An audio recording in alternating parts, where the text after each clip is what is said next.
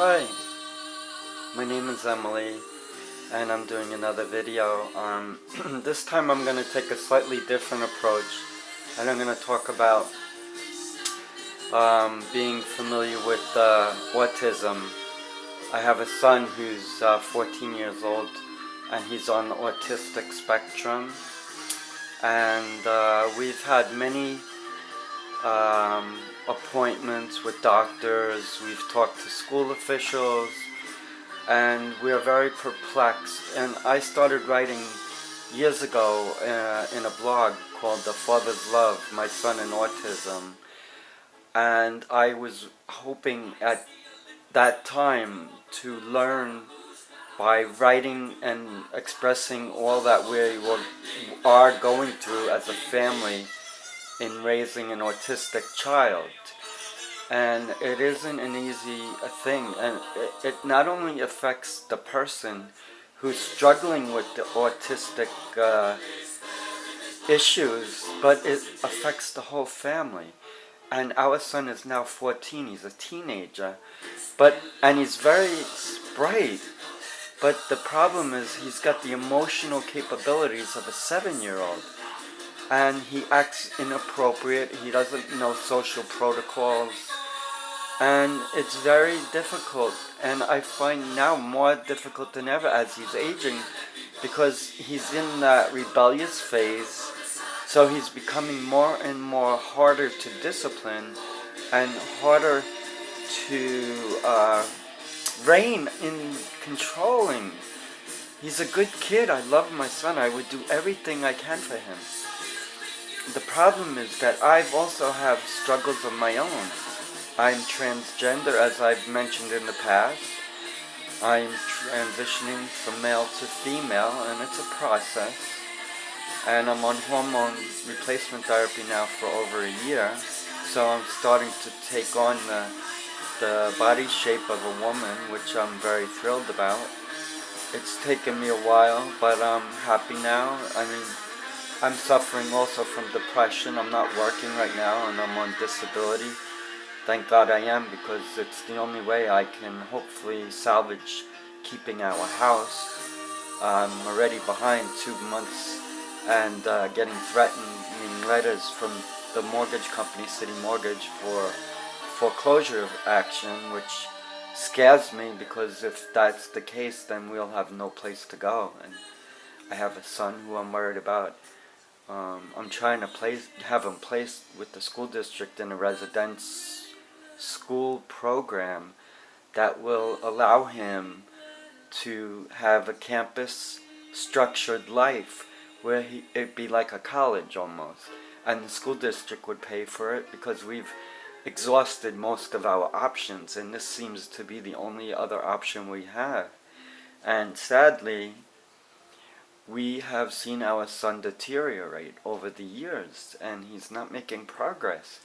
And as a loving parent, a loving father, loving trans woman, I feel for my son, and I wish I could do more for him. I just don't know sometimes what I can do, and it's very discouraging at times, because we want to do the best we can for Maddie. Maddie means the world to us, and my proudest moment in my life was when Maddie was born, when my wife gave birth, and I was told by the nurses, "You're a father." And I was so thrilled. That was the best time in my life. And I remember looking at my son in the bassinet and saying how much I will protect him, take care of him, and see him through adulthood. God willing, of course. And I meant that day, December 8th, 1998, and I mean it today, and I mean it tomorrow and for the future, and always. I don't know how much time I have left, but I'm gonna stick by my son's side until the day I die. I love my son, and I want to help him and guide him. Right now we are having struggles. I'm going through my own personal battles. I've been transgender. I knew I was female or a girl since the age of 4, and I just came out at the age of 51. Actually, I tried to come out years ago in college when I was at Virginia Tech and at Nassau Community College also, and Hofstra, and in my 30s when I got laid off and I had some time. I was on unemployment, and I drove down to Norfolk, Virginia to a gender identity clinic, and I knew I was gonna at one point face the issue of having to transition from male to female. It hasn't been an easy road. It's been a very long and difficult road. But, I'm trying and I'm hanging in there and doing the best I can. But right now, the main focus for me, now that I'm not working, I'm out on disability. And in truth, I feel much better in the sense that now I can advocate fully for my son. Whereas when I was caught up in the workforce and tied to a job, I worked late hours. I didn't have any real time that was productive to help my son. And I was like not in the picture. I was out of the loop with his issues with the school. And, I couldn't even attend meetings.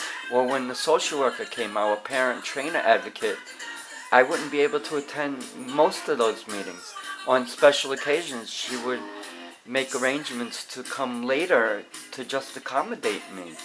But now I'm playing a more active role, and that's what I've always wanted to do. And it's just unfortunate that our work lives really prevent us from taking care of important issues such as family, raising children, and providing them with the care that they truly need. And having an autistic child is a struggle and a half. And if you're not there for your child, they're not going to grow. They're not going to make the necessary achievements that you hope. And autistic children, I was going to say transgender children, but I would say that it applies to them as well. But autistic children need a lot of support. They need a lot of guidance. They need a lot of love. And I would say the same for transgender children. I identified because as a 4-year-old I was a transgender child. And I didn't know who to speak to, nobody to reach out to. And when I grew up in the 60s, you never even admitted to being transgender.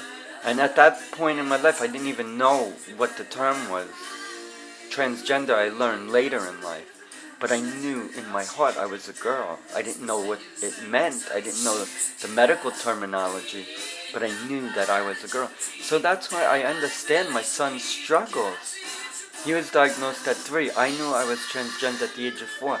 So, though we struggle under different circumstances, I know what my son is going through. I suffered the same pain, the same isolation. I was depressed. I wanted to end my life at times as early as the age of 16, which I had said previous in videos on YouTube. And the only thing I can say is that you have to come to an inner peace. You have to come to accept yourself. My son is struggling with his self, and in reality, he doesn't really have a good opinion of himself. He holds himself in low self-esteem, and yet he desires friends, but he goes about it in the wrong way. The way he tries to make friends is like if I'm taking him out, we go to a movie or we go to Target. He'll just approach strangers, doesn't matter what age they are, and he reaches out to them and says, "Will you be my friend?" And it's so heartbreaking.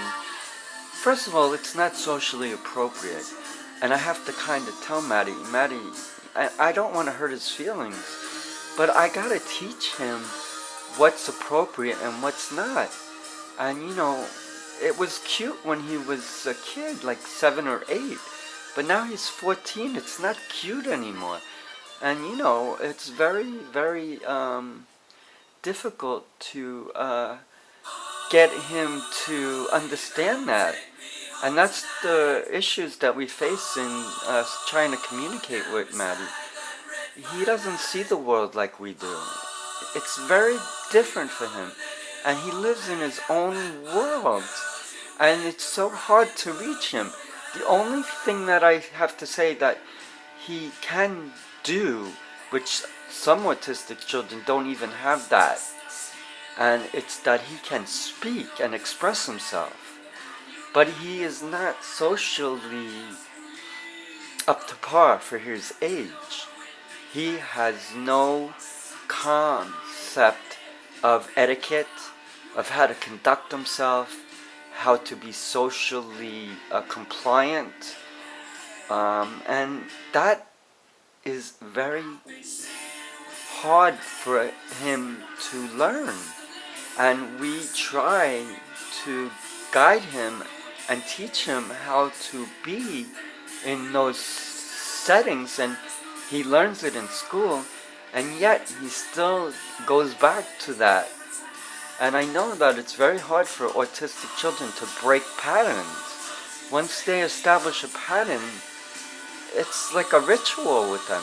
I mean, my son lost his innocence on September 11, 2001, and I'll tell you why.